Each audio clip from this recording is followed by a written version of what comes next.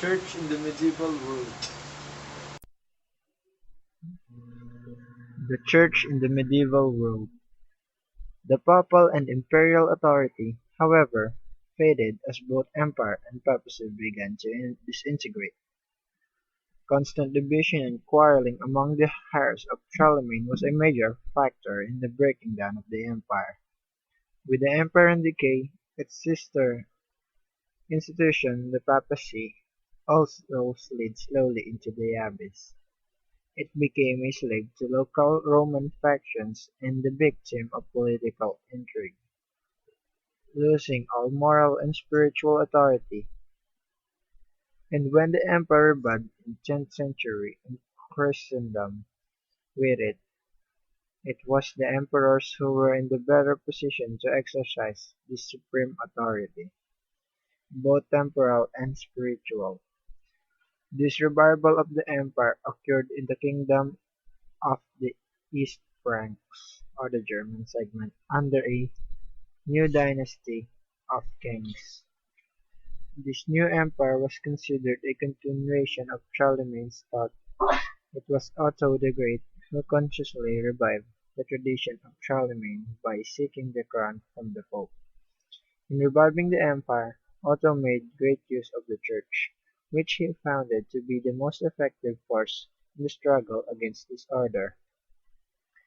Otto regarded the bishops as his most suitable collaborators by reason of their education and their lack of children. One of the chief threats to monarchy's feudal system was the practice of families getting control of the land and regarding it as their own independent domain and thus creating a rival dynasty to the king. Unmarried bishops could not pass duchies or countries on to their sons. This means that at the death of the bishop, the king was free to choose the man he preferred for the job as duke. For such a system to succeed, it was necessary to have cooperation of the Pope, who in spite of the papacy's degraded state was still recognized as the head of the Church.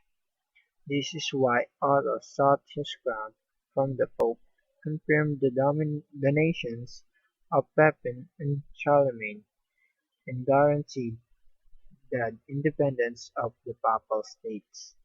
Otto ruled that in future no pope was to be consecrated until he had first taken an oath of alliance to the emperor.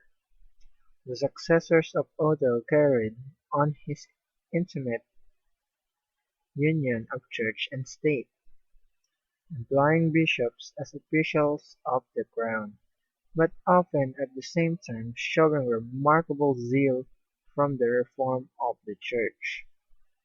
Dominance over the Church by the lay power was truly not only in Germany, but everywhere in Europe.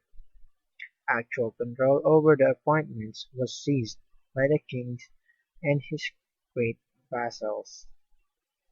The lay control over episcopal appointment made by the king was called investiture.